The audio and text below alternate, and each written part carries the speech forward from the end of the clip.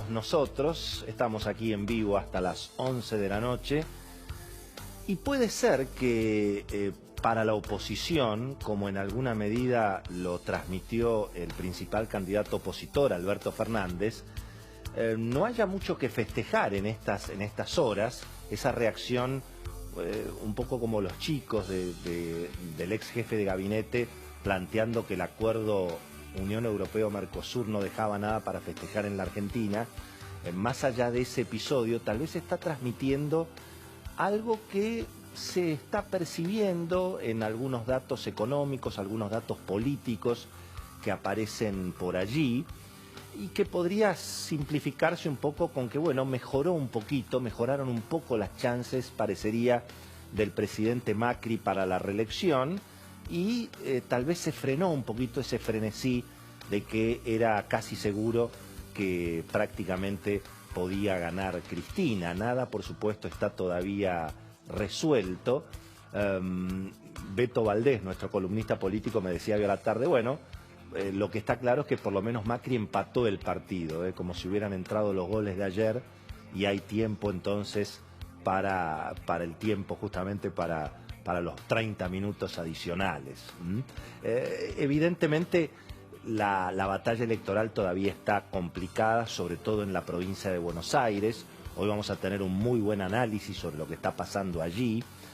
Y claro, el resultado de las PASO, que todo el mundo sabe que son fundamentales en términos de expectativas económicas, además con una polarización donde semana a semana se va percibiendo algo que dijimos aquí hace bastante tiempo, esto que tal vez hasta las PASO se convierten en un balotaje, a todo o nada, y en todo caso las PASO podrían ser una primera vuelta y justamente la primera vuelta un balotaje, hasta con la posibilidad de que si la cosa está tan polarizada, eventualmente pueda haber algún resultado hasta en primera vuelta. Pero la batalla en la provincia de Buenos Aires está todavía muy complicada y bueno, la interpretación de las PASO va a tener ahora un doble juego, no solamente la distancia que haya entre Cristina, Macri, Cristina, sino también qué es lo que puede pasar en la provincia de Buenos Aires, donde, bueno, de alguna manera es allí donde la oposición aparentemente tiene las mejores chances y María Eugenia Vidal tendría que, bueno, lograr un milagro tal vez aún superior al del 2015, donde hubo un corte de boleta fenomenal, pero claro, en ese momento estaba María Eugenia contra lo que representaba de alguna manera Aníbal Fernández. Hoy aparece Axel Kicillof, que para muchos especialistas es un buen candidato, es un candidato competitivo. Así que para los mercados no solamente va a haber que mirar esa distancia entre Cristina y Macri y Cristina, sino, bueno, analizar qué podría significar un triunfo de los sectores, bueno, de alguna manera más combativos que rodean a Cristina, representados por la figura de Kicillof, los sectores de izquierda, y en alguna medida el riesgo de una cabecera de playa de esos sectores tan combativos, tan confrontativos, que podrían eventualmente desestabilizar el gobierno nacional. Son sombras del pasado que muchas veces vuelven, ¿no? Pero claro, mirando el escenario de las últimas semanas, yo no tengo ninguna duda que hay mucho para festejar en el acuerdo Mercosur-Unión Europea, no porque vaya a haber decisiones económicas inminentes, sino que porque desde el punto de vista político, como señal hacia dónde se quiere ir, con quién se quiere comerciar, la Argentina tiene una larga historia de tercermundismo, no solamente el extremo que vimos en los últimos años, sobre todo de Cristina, con los pactos con Irán, con Angola, con Cuba, con Venezuela, cuánta región había en contra del capitalismo y en contra de los regímenes republicanos, parecían, digamos, aliados de la Argentina. Pero, insisto, la Argentina tiene una larga historia en ese sentido y el progreso está en otro lado, salir de la pobreza, que haya inversiones, que haya crédito, todo eso tiene que ver, bueno, con el mundo con el que Argentina hoy intenta de alguna manera asociarse. Y eso es una señal que definitivamente hay mucho para celebrar allí. Por supuesto que la discusión económica es muy válida, cada uno defiende los intereses locales, fíjense, los mismos franceses que han firmado el acuerdo. Bueno, ahora Macron enfrenta la resistencia de los agricultores. En Europa es al revés que aquí parecería.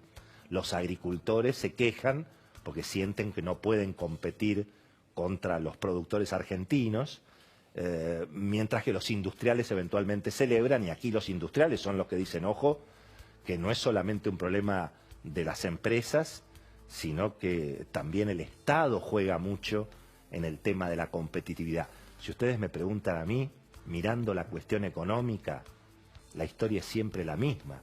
Si Argentina no baja los impuestos, no es un problema de la Unión Europea, es un problema hasta con Brasil. Las empresas argentinas las va a pasar por encima Brasil, no la Unión Europea.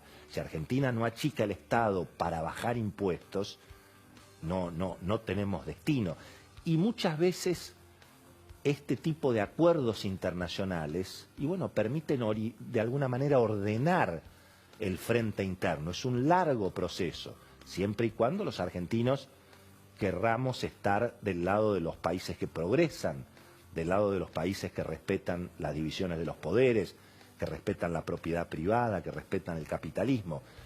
Son procesos muy largos. Hoy va a estar José Urtubey también con nosotros, uno de los hombres que desde el primer momento de la era Macri está advirtiendo los problemas de competitividad, los problemas de las tasas de interés. Va a ser interesante también charlar definitivamente con él.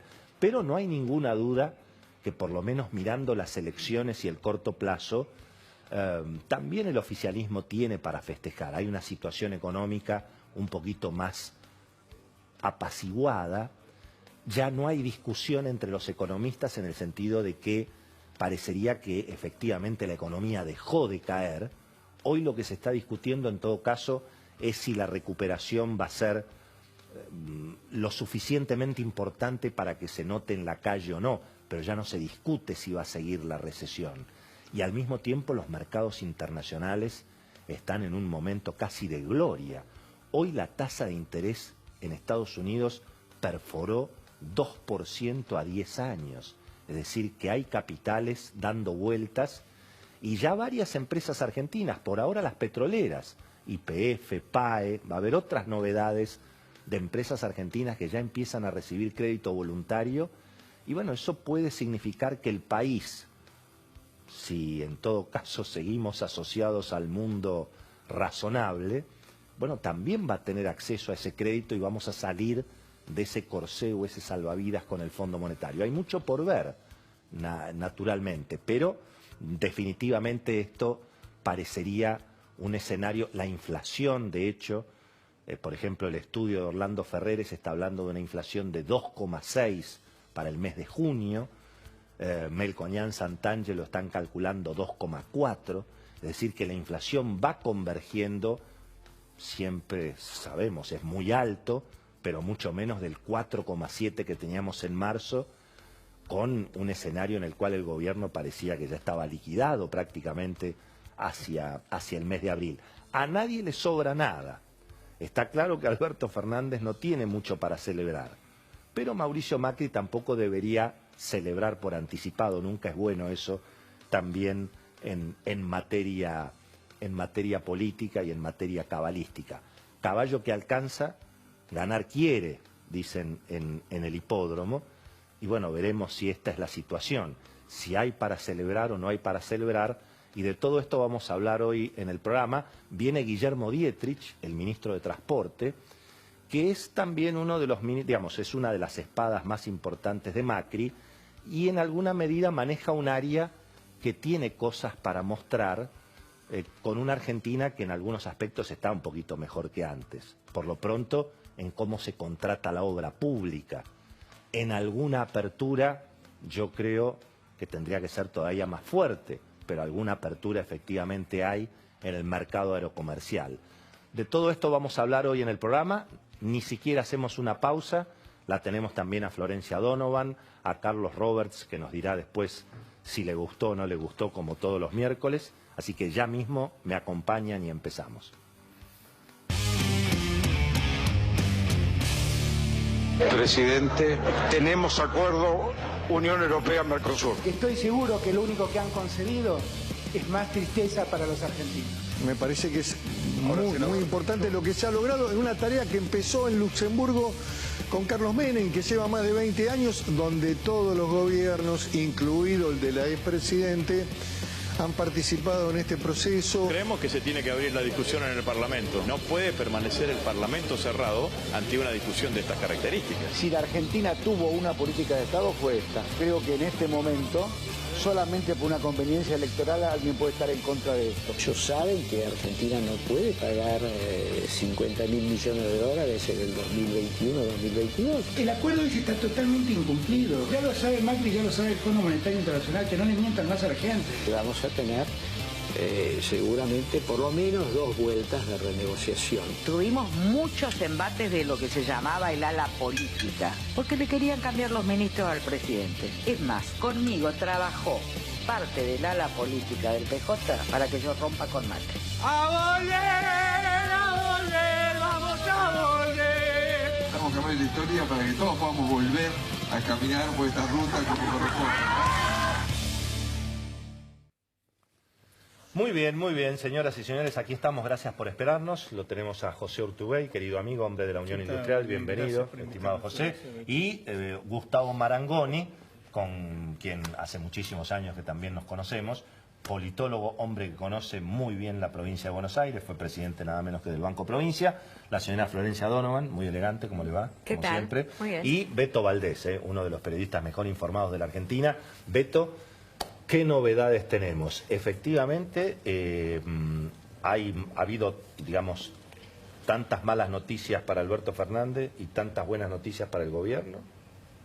Y lo que se puede interpretar como malas noticias para uno y buenas es en función de la fotografía que se plantea por estas horas en el escenario electoral y donde, vos decías lo de lo turfístico. Caballo que alcanza a ganar quiere. A mí me gusta más plantearlo desde el punto de vista de como si fuera anoche en el Mineirao. Ajá. El presidente Macri le entró el pelotazo de Agüero, el cabezazo de Agüero, la pelota del palo de Messi, y pudo dar vuelta a un partido que venía chivo y realmente muy complicado. Tanto es así que en su entorno se decía que antes de la designación de Miguel Pichetto como compañero de fórmula, estaba perdiendo en primera vuelta.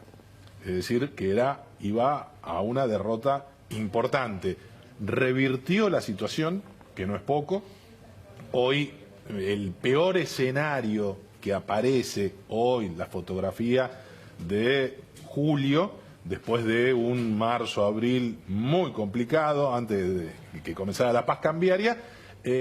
A ver, el peor escenario que se presenta son 5 o 6 puntos a favor de los Fernández a nivel nacional. Nada dramático. Eso es lo que dan las encuestas, más o menos. El promedio de las encuestas confiables están dando eso. Después vamos a ver qué pasa en la provincia de Buenos Aires.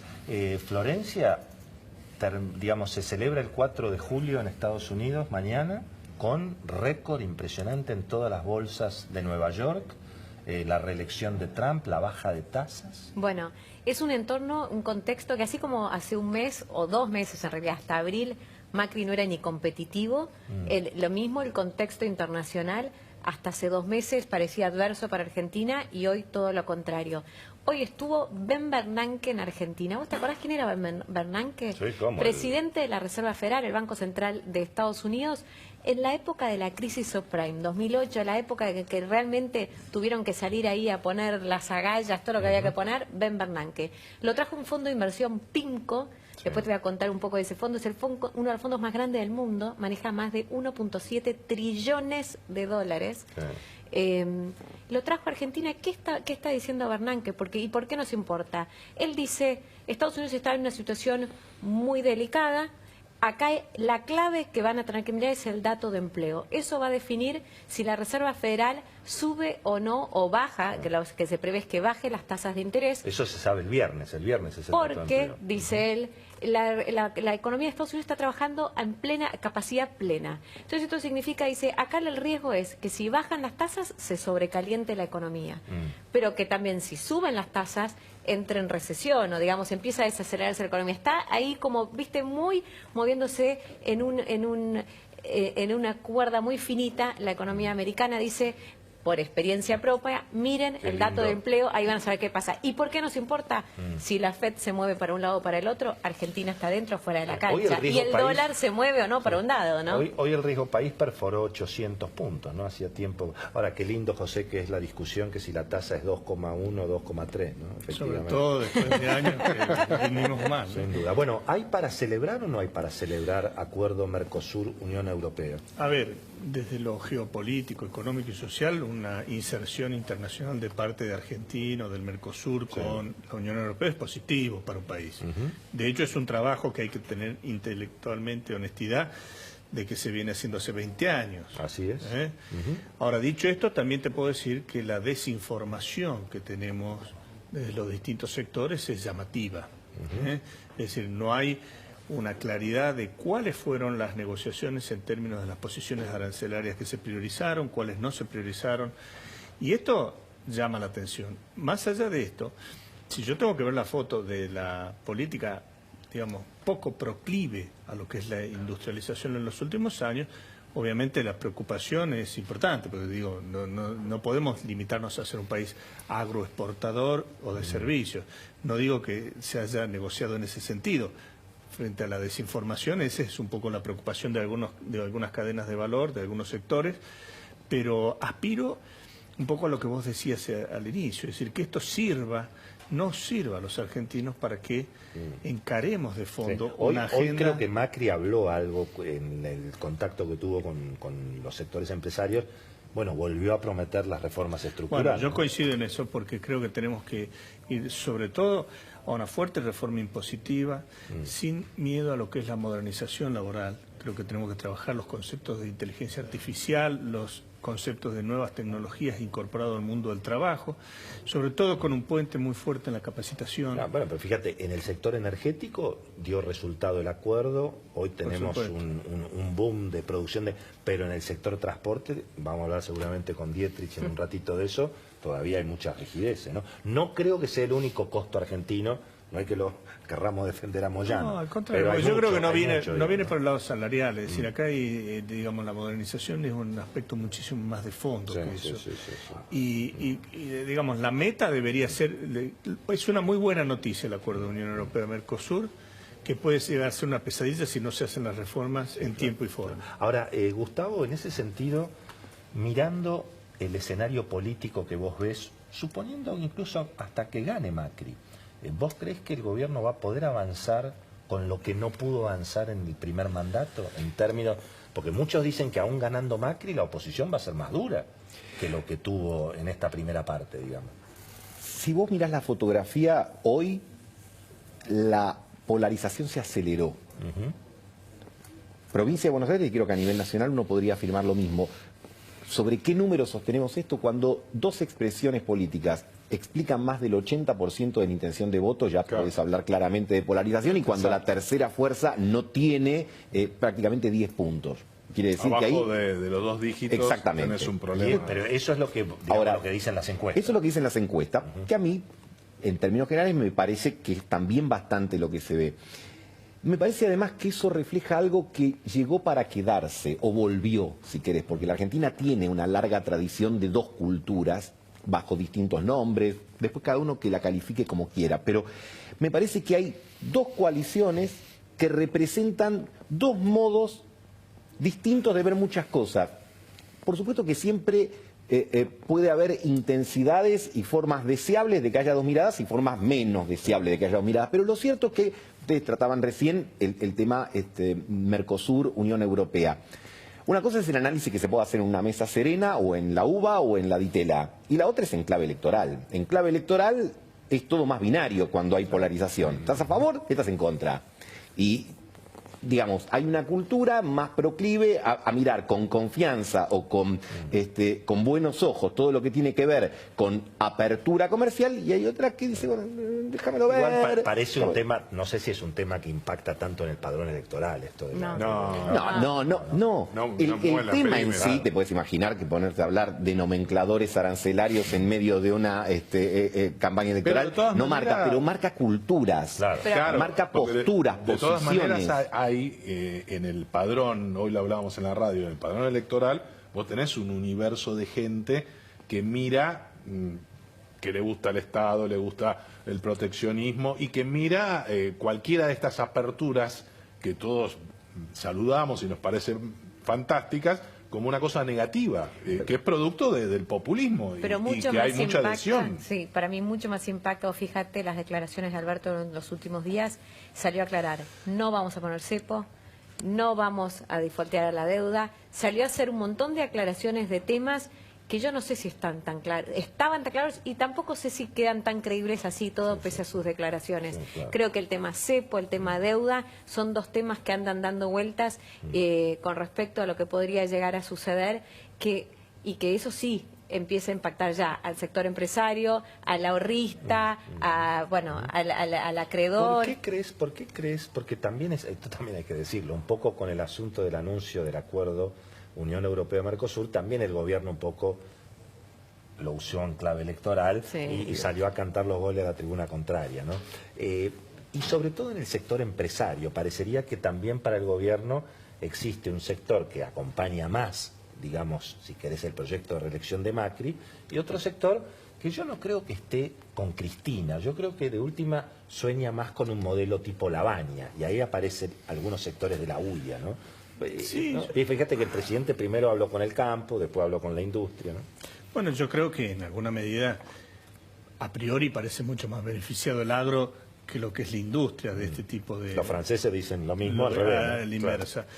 De todos modos, la preocupación del empresariado para mí viene por el lado de las reformas pendientes, que es lo que te decía. Es decir, más allá de quién sea el que gobierne, Argentina en alguna medida tiene que empezar a discutir cómo va a ser competitiva, porque si no, digamos, ya sea que gobierne la reelección Macri o que gobierne quien sea, vamos a estar en grandes problemas. Contra Brasil, no contra Europa. Pero digamos. Contra Brasil. Claro. Una cosa, fíjate del acuerdo que también creo que cuando se celebra hay que tener un poquito de madurez. Hablaban de que Evo Morales estaba obviamente también inclinado a favor de este tipo de acuerdo o de la forma en que habían salieron con un comunicado. Está bien, estamos de acuerdo por lo menos en que Bolivia no tiene 46 millones de habitantes y estamos de acuerdo en que Bolivia tampoco es un país industrial.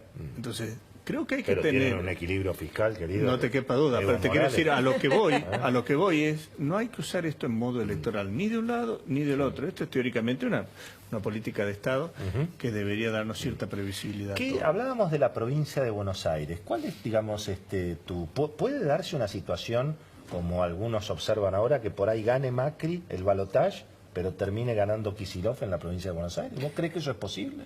A ver, en teoría todo es posible. No, por supuesto. A ver, ¿por qué es posible? Porque como todos saben, digamos, la provincia de Buenos Aires tiene una sola vuelta electoral, se define en octubre, digamos, la gobernación, y uno ve los números, es el principal reservorio de voto del peronismo en general y del kirchnerismo en particular, donde es muy fuerte. ¿Tu encuesta, vos la tenés a Cristina en cuánto ahí? A la fórmula de los Fernández en 45 y a la fórmula de Macri y de Pichetto en 37,5. Eso es provincia de Buenos Aires. Provincia de Buenos Aires, porque algunos citan como nación, no, provincia de Buenos Aires. Pero cuando vos preguntás el segmento de candidatos a gobernadora, es 40-40. Es decir, hay medio punto a favor de la gobernadora. Pero tendría que darse entonces un corte de boleta importante. Bueno, claro, porque el corte de boleta en el 2015, que fue el más significativo de la historia desde el 83, fue de 6 puntos, cuando el promedio es de 3 más o menos. Con un dato importante que, digamos, fue el rol de la Iglesia también en esa elección. ¿Qué sabemos de la Iglesia en este momento? Y ahí no hay buenas noticias para la Casa Rosada y fundamentalmente para la gobernadora María Eugenia Vidal. Esto que vos decías, la Iglesia Católica y las iglesias evangelistas fueron decisivas y estratégicas en el corte de boleta y en la movida de evitar que Aníbal Fernández fuera gobernador de la provincia de Buenos Aires hace 4 años atrás. Ahora, Francisco de por medio, con una relación complicada con el presidente Macri, y teniendo en cuenta que el actual episcopado responde mucho más a los lineamientos de Bergoglio, no, él metió mano como buen peronista y hay mayor verticalismo. Venimos de la semana social que se organiza en Mar del Plata, estuvo José, y vos fíjate, hace un año pasó un momento realmente complicado la gobernadora, no estuvo Vidal, tampoco estuvo otra gran interlocutora de la Iglesia, que es la ministra de Desarrollo Social, Carolina Stanley, diferentes argumentos, sí, claro. Cumplía años el suegro, pero lo concreto es que evidentemente se advierte que en primera instancia los sectores de la Iglesia no van a jugar, por lo menos a favor de María Eugenia Vidal, y paralelamente ves un fenómeno que es, algunos, por lo menos dicen que en el Vaticano se mira con cierta simpatía al frente de todos, incluso que esté Sergio Massa, porque recordemos que había cierta inquina entre el Papa y el exintendente de Tigre, y después está el otro elemento que comienza a circular en WhatsApp, que es enviarle a feligreses el famoso susurro parroquial. Ahora llega también a WhatsApp y le están enviando a feligreses, a laicos, a quienes no hay que votar por ser verdes. Y en línea general, en cada distrito marcan quiénes son los verdes, es decir, quiénes están a favor de la legalización del aborto y quiénes en contra. Eso lo favorece mucho a Gómez Centurión. No puedo dejar de preguntarle a Gustavo Marangoni, porque bueno, en alguna medida él participó de una experiencia que algunos suponen que puede ser el derrotero que le toque a Alberto Fernández, que fue, bueno, la relación de Scioli con Cristina, ¿no? Y de Scioli candidato y el episodio de Zanini. Es decir, digamos, la pregunta es, quienes dicen, y no va a poder Alberto Fernández contra Cristina. ¿Vos ahí qué decís? Yo creo que ahí hay una diferencia, hay similitudes y diferencias, pero te diría, la diferencia principal es que en el caso de Daniel de Scioli, Cristina se resignó a su candidatura, y acá ella postula pero Scioli de última tenía, aunque sea tenía un territorio, algunos votos tenía. No tenía un intendente, ni un intendente tenía. Es decir, bueno, pero Alberto menos. En eso son iguales. Claro, Alberto bueno, ahí tenés, si querés, algún parecido. Por eso digo, hay situaciones, hoy vos fíjate, las dos coaliciones, en realidad tienen en común el hecho de querer vencer, naturalmente, al adversario, pero después conviven con muchas diferencias en ambos lados de la medianera. Es decir, ¿qué tenemos en común? Bueno, los de River, que no somos de Boca y que viene el superclásico y lo queremos ganar. Después se van diluyendo las coincidencias, pero es la nueva modalidad. Yo eso lo tomo con bastante naturalidad. Ya no hay más partidos a la antigua, ¿te acuerdas? Tribunal de disciplina, homogeneidad, esas cosas son muy difíciles y en buena medida... Cuando Alberto Fernández dice el gabinete lo voy a armar yo y aparecen figuras más o menos razonables en materia económica, ¿ustedes lo creen posible eso? Yo te diría, no veo que la clave sea sesgar por quiénes son las personas. Es decir, acá lo que hace falta discutir en la Argentina son los modelos, qué modelos se van a implementar, cuáles van a ser las prioridades, cuáles van a ser las reformas. Hablando de la semana social, por ejemplo, gran preocupación, y de la cual yo comparto, es, digamos, que la economía no la puede manejar solo el mercado. Es decir, el Estado tiene... Argentina es un país que necesita un Estado presente. Por supuesto tiene que ser eficiente, por supuesto no puede ser macrocefálico, pero digamos un Estado que regule. Fíjate que grandes problemas de las crisis internacionales fue por eso. Con lo cual yo te diría... espero que ahora que ya se definieron las fórmulas, empezar a conocer qué van a hacer de fondo. Recién decía Florencia, no va, digamos, Alberto Fernández garantiza que no va a haber cepo. Esas cosas nunca se hacen porque uno quiere. Pero ¿no? también te voy a decir una cosa. No es que el gobierno celebraba, el gobierno ese es celebraba el desafío que tienen. Vos hablas, el otro día me contaba un economista cercano a Alberto y me dice, la verdad, lo peor que nos podría pasar es ganar en primera vuelta con el 45%, porque ahí va a ser una suerte de mes y medio de cogobierno, que es lo peor que nos podría pasar. ¿Vos te imaginás otra vez control de cambios? O tal vez tendría que haber algún grado de control de cambios Sin cepo, sin cepo. No, sin duda que no. Yo creo que acá hay que empezar a hacer un trabajo, como te digo, más de fondo en términos de cómo se captura inversiones, nuevas inversiones. Por supuesto, todo eso deja de lado ese tipo de herramientas, más allá de que hay que ver el año que viene cómo va a ser la relación con el Fondo Monetario Internacional, la rediscusión, por lo menos de los vencimientos que Argentina obviamente no tiene, que son casi 20.000 millones de dólares, que no tiene disponibilidad de esos fondos, con lo cual esos recursos en alguna medida los van a tener que rediscutir. Muchos dicen, desde la provincia de Buenos Aires se puede desestabilizar al gobierno central. Vos que manejaste el Banco Provincia, digamos. No, la provincia de Buenos Aires es muy débil en muchos aspectos, desde el fiscal, principio, digamos. Sí, yo te diría que en buena medida se da una situación particular. No es casual que los últimos gobernadores de la provincia de Buenos Aires, digamos de Duhalde para esta parte, provienen de la capital federal. ¿Y vos crees que los intendentes, perdón que te interrumpa ahí, crees que los intendentes pueden jugar un rol a favor o en contra de la candidatura de Kicillof, o es relativo eso? Yo creo que les conviene en el sentido de que Cristina tracciona. Es decir, vos podés sospechar que los intendentes van a menos cuando el candidato que encabeza la lista, pensemos que la boleta de la provincia de Buenos Aires empieza presidente, es la mitad de la boleta, diputados nacionales, porque primero son los rangos nacionales, después gobernador justo en la mitad o gobernadora, y después provinciales. Juegan arriba y abajo. Entonces, los intendentes. Cristina, por lo que estamos viendo, mide, o los Fernández miden bien, Cristina mide bien, por lo tanto ahí no tenés incentivo al corte, ni tenés incentivo ahora al conflicto, por eso también te bancás el cierre de lista, porque en última instancia, pensando en tu pago chico, vos tenés el Consejo Deliberante y eventualmente tu reelección, digamos, con más posibilidades. Vamos a hablar en un lenguaje preciso. Por las dudas, hoy Kicillof y Magario estuvieron en la ciudad de La Plata y reunieron 60 intendentes, y fueron todos los del conurbano, fue desde Martín Insaurralde hasta Granados, que en algún momento había coqueteado con Vidal, los más kirchneristas tipo Ferraresi, pero todos dijeron presente, quizás en función de esta duda que se empezó a plantear, de que haya un corte de boleta. ¿Por qué? Porque del lado de Federico Salvá y de Joaquín de la Torre van a entregar la boleta diciendo, muchachos... De hecho está diseñada la boleta específicamente para eso. Yo pregunté por qué. Y Ritondo es cabezón, no necesita que lo pongamos muy grande, me decían, porque total lo que necesitaban es que estuviera grande. Bueno, Macri, ahí cortan después, Vidal en el medio y el intendente. Claro, el corte ese es muy difícil.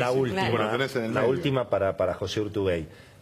Aparecen algunos datos, es cierto que ahora la estadística está empezando a jugar a favor, porque estamos comparando contra una actividad económica ya de mayo, junio del año pasado, que estaba todo muy golpeado, pero han aparecido algunos números, mejoró la confianza del consumidor, mejoró la confianza en el gobierno, los datos de actividad económica empiezan a ser levemente parejos. ¿Vos qué decís de eso, digamos? Se ve una inflación declinante, levemente, pero se ve una inflación declinante. Yo creo que eso va a acompañar en los próximos meses hasta las elecciones. Se ve un tipo de cambio controlado. Obviamente el gobierno y el Banco Central tienen todas las herramientas para ello. En términos de actividad económica y actividad industrial en particular, se va a terminar el año con una caída. Digamos, no lo digo yo ni la UI, es decir, el Fondo Monetario, la OCDE, el Banco Mundial hablan de una caída de casi 2 puntos de actividad económica, y en actividad industrial va a estar arriba de los 2,5. Es cierto que venís de los primeros 6 meses del año, donde fueron los más duros, y te comparabas con periodos que no habían sido tan malos del año pasado. Entonces ahora vamos a tener quizás un pequeño repunte, pero obviamente en una situación muy complicada, porque capacidad industrial casi al 47% ocupándose, en ociosa, y obviamente en lo que el empleo fabril significa, vas a también tener pérdidas todavía en los próximos meses. Habrá que ver si el consumo tira un poquito mejor de la mano de una relativa recuperación de los ingresos. Señores, hasta aquí llegamos. Muchísimas gracias. Gracias por la invitación. Gracias, querido. Y en un segundito, uno de los ministros claves del gobierno, Guillermo Dietrich, aquí con nosotros. Ya venimos.